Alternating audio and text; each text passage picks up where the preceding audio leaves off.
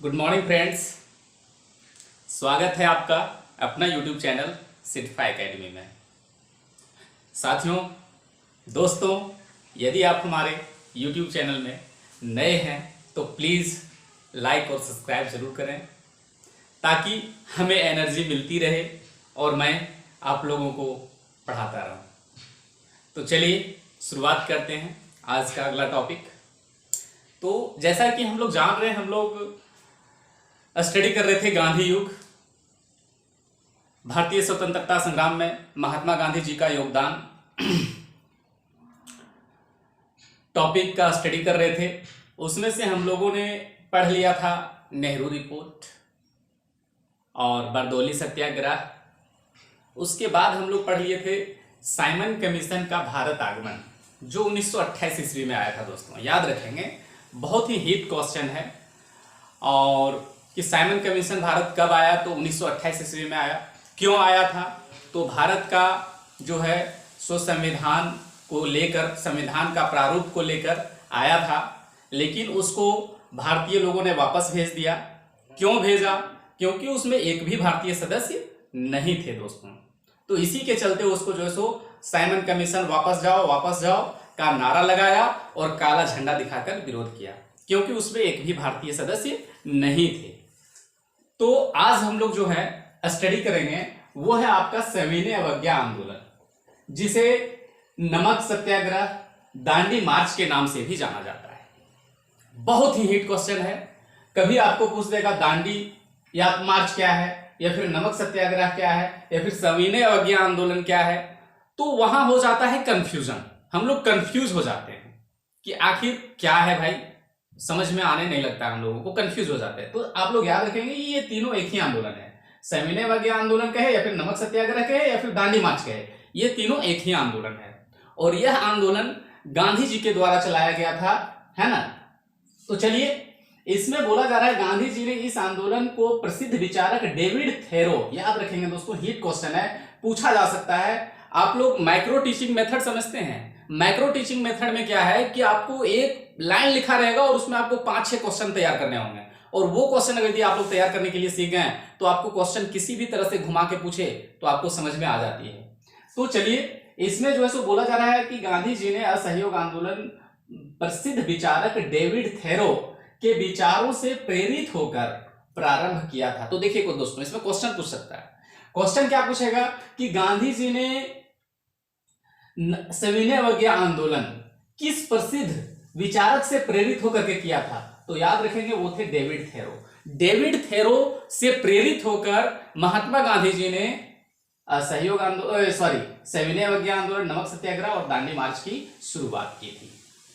जिसका मुख्य कारण क्या था, तो इसका मुख्य कारण था सरकार द्वारा समुद्र किनारे नमक बनाने वाले पर नमक कर लगाना।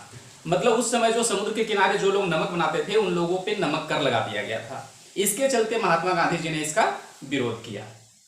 उसके बाद दूसरा था नेहरू रिपोर्ट को अस्वीकार करना। जब उन अंग्रेज लोगों ने कहा कि भारतीय लोग अपना संविधान खुद तैयार नहीं कर सकते, और जब मोतीलाल नेहरू जी ने तैयार कर दिया तो उसे स्वीकार करना चाहिए था, लेकिन अंग्रेज सरकार स्वीकार नहीं किए थे। इसके चलते भी हमारा ये जो है सो नमक सत्याग्रह, सविनय अवज्ञा आंदोलन, दांडी मार्च प्रारंभ हुआ। उसके बाद नेक्स्ट पॉइंट है इसका कि साइमन कमीशन में भारतीय सदस्य का ना होना। तो ये बात मैं पहले भी बता चुका था आपको कि भारतीय सदस्य नहीं था साइमन कमीशन में, इसी के चलते उसका विरोध किया गया था। उसको वापस जाओ का नारा लगाया गया था, और साथ ही जो है सो काला झंडा दिखाकर उसका विरोध किया गया था। तो ये चीज जो है, ये तीनों चीज के चलते, मतलब नमक कर लगाना, नेहरू रिपोर्ट का अस्वीकार करना, साइमन कमीशन में एक भी भारतीय सदस्य ना होना, इन सभी के चलते जो है सो आपका ये सविनय अवज्ञा आंदोलन, नमक सत्याग्रह और दांडी मार्च प्रारंभ हुआ था। अब हम लोग पढ़ेंगे आंदोलन का प्रारंभ। तो साथियों, ये आंदोलन का प्रारंभ कब हुआ, तो 12 मार्च 1930 ईस्वी को प्रारंभ हुआ। सविनय अवज्ञा आंदोलन, नमक सत्याग्रह, दांडी मार्च प्रारंभ कब हुआ, तो 12 मार्च 1930 ईस्वी को हुआ था।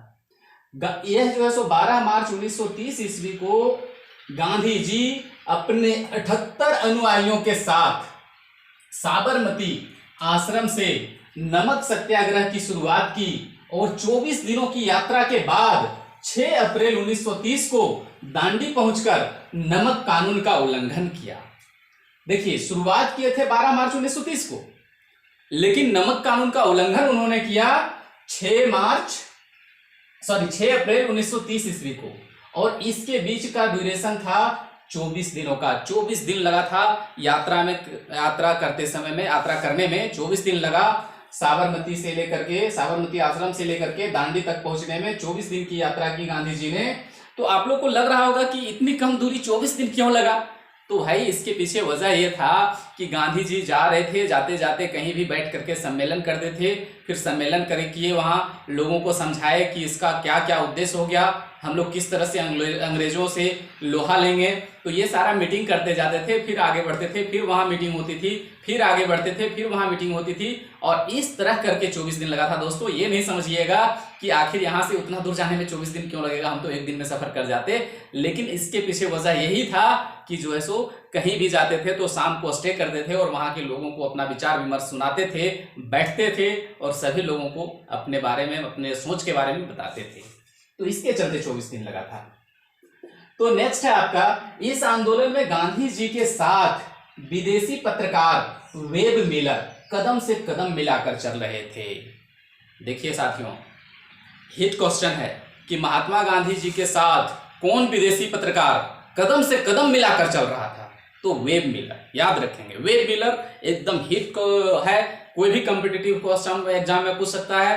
तो यही सब देखिए, आपको याद क्या रखना होगा, मतलब जनरल चीज तो सबको जानता है, अब हमको याद रखना होता कुछ इंपॉर्टेंट थिंग कि क्या पूछ सकता है जो हमको याद नहीं रहेगा। तो इस हिसाब से आपको तैयार होना है।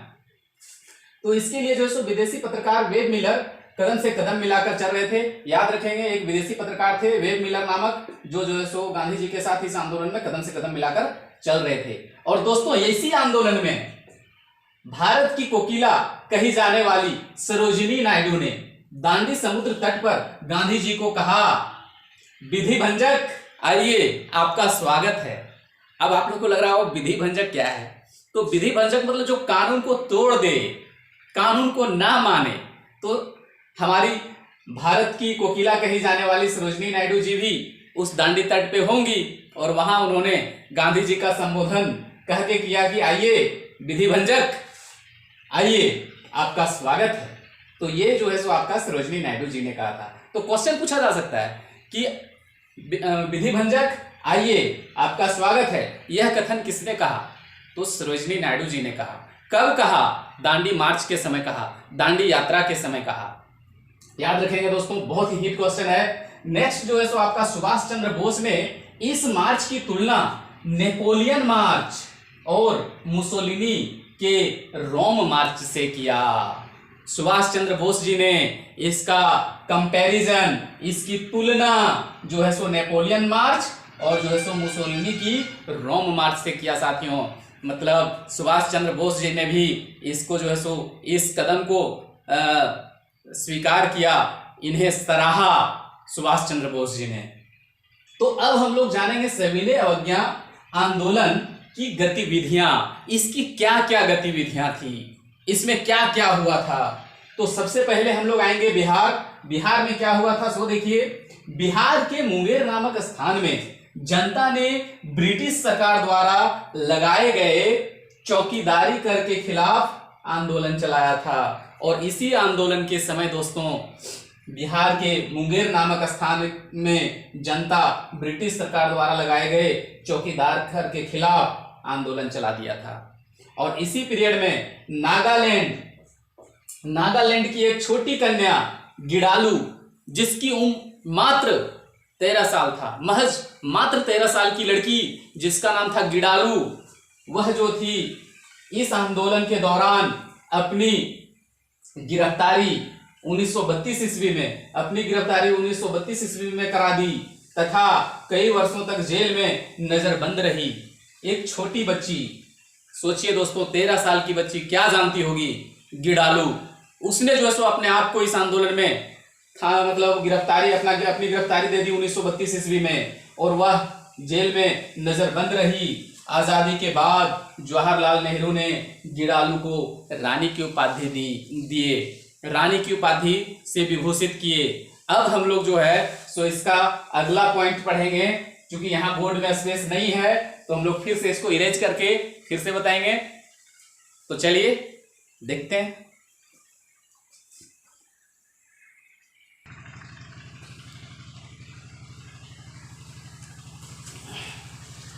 तो साथियों नेक्स्ट पॉइंट है उत्तर प्रदेश उत्तर पश्चिम सीमा प्रांत में खान अब्दुल गफ्फार खान एक बहुत बड़ी हस्ती है साहब, बहुत बड़ी हस्ती है दोस्त। इन्होंने जो है खुदाई खिदमतगार नामक संगठन बनाया था तथा लाल कुर्ती आंदोलन चलाया था। देखिए खान अब्दुल गफ्फार खान साहब जो थे उन्होंने एक संगठन बनाया जिसका नाम था खुदाई खिदमतगार और एक लाल कुर्ती आंदोलन चलाया, यही नमक सत्याग्रह के दौरान। तो इसमें जो है चलाया था जिसके कारण खान अब्दुल गफ्फार खान को निम्नलिखित उपाधियां मिली। मतलब उनका जो काम था, उन्होंने जो आंदोलन में भाग लिया उसके चलते उनको 3 उपलब्धियां मिली। पहला था आपका बादशाह खान, दूसरा था सीमांत गांधी और तीसरा था फ्रंटियर गांधी। ये क्वेश्चन दोस्तों 3-4 बार रेलवे में पूछ चुका है कि फ्रंटियर गांधी किन्हें कहा गया, फ्रंटियर गांधी की उपाधि किन्हें दी गई, सीमांत गांधी किन्हें कहा जाता है, बादशाह खान किसे कहा जाता है, तो खान अब्दुल गफ्फार खान को कहा जाता है। देखिए साथियों इनका क्या हुआ कि आज़ादी के बाद खान अब्दुल गफ्फार खान पाकिस्तान चले गए, परंतु भारत सरकार ने आज़ादी की लड़ाई में इनके योगदानों को देखते हुए इन्हें भारत रत्न से सम्मानित किया। मतलब ये जब भारत और पाकिस्तान अलग हुआ तो ये पाकिस्तान चले गए, लेकिन इनका जो योगदान था, इन्होंने जो भारतीय स्वतंत्रता आंदोलन में जो भाग लिया था, जितना मेहनत किया था, उसको देखते हुए भारत सरकार ने इन्हें भारत रत्न से सम्मानित किया। और भारत रत्न से सम्मानित किया तो इसका एक और क्वेश्चन बन जाता है कि कौन ऐसे विदेशी व्यक्ति थे जिन्हें भारत सरकार ने भारतीय रत्न दिया। तो ये देखिए प्रथम विदेशी नागरिक थे जिन्हें भारत सरकार ने भारत रत्न दिया, वो थे खान अब्दुल गफ्फार खान। याद रखेंगे दोस्तों, ये बहुत हिट पॉइंट है। हर कॉम्पिटिटिव एग्जाम में खान अब्दुल गफ्फार खान से पूछ ही देता है क्वेश्चन, क्योंकि वो पाकिस्तान चले गए थे, विदेशी होने के बावजूद भी उन्हें भारत रत्न मिला था। वो जो है सो उनको फ्रंटियर गांधी उन्हीं को कहा जाता है, सीमांत गांधी उन्हीं को कहा जाता है और बादशाह खान उन्हीं को कहा जाता है। तो नेक्स्ट देखेंगे, नेक्स्ट है आपका मद्रास प्रांत के प्रसिद्ध कांग्रेसी नेता चक्रवर्ती राजगोपालाचारी या राजाजी ने त्रिचनापली से वेदारण्यम तक की यात्रा की एवं नमक बनाकर नमक कानून को तोड़ा। तो इसमें देखिए पूछा जा सकता है क्वेश्चन किस तरह से कि चक्रवर्ती राजगोपालाचारी या राजाजी ने कहां से कहां तक की यात्रा की और उन्होंने नमक कानून को तोड़ा। तो वह जो है सो त्रिचनापल्ली से त्रिचनापल्ली से वेदारण्यम तक उन्होंने यात्रा की और नमक कानून को तोड़ा, जिन्हें चक्रवर्ती राजगोपालाचारी या राजाजी कहा जाता था। सरोजिनी नायडू, वही भारत की कोकिला, ने गुजरात में धरसना मार्च निकाला। सरोजिनी नायडू ने जो है सो क्या किया, गुजरात में धरसना मार्च निकाला, जिसमें महिला लोगों ने भाग ली थी। सभी महिला लोगों ने उस मार्च में भाग लिया। उसके बाद गांधी जी को गिरफ्तार कर पूना के अरवदा जेल में नजरबंद कर दिया गया। और उसके बाद इस आंदोलन के दौरान में गांधी जी को गिरफ्तार कर लिया गया और उनको अरवदा जेल में उनका नजरबंद कर दिया गया। जब गांधी जी गिरफ्तार हो गए तो गांधी जी की गिरफ्तारी के बाद इस आंदोलन का नेतृत्व अब्बास तैयब जी ने किया था। देखिए, ये भी क्वेश्चन पूछा जा सकता है कि जब महात्मा गांधी जी सविनय अवज्ञा आंदोलन के दौरान, दांडी मार्च के दौरान, या फिर आपका जो दांडी मार्च के दौरान गिरफ्तार हुए, तो इस आंदोलन का नेतृत्व कौन कर रहे थे?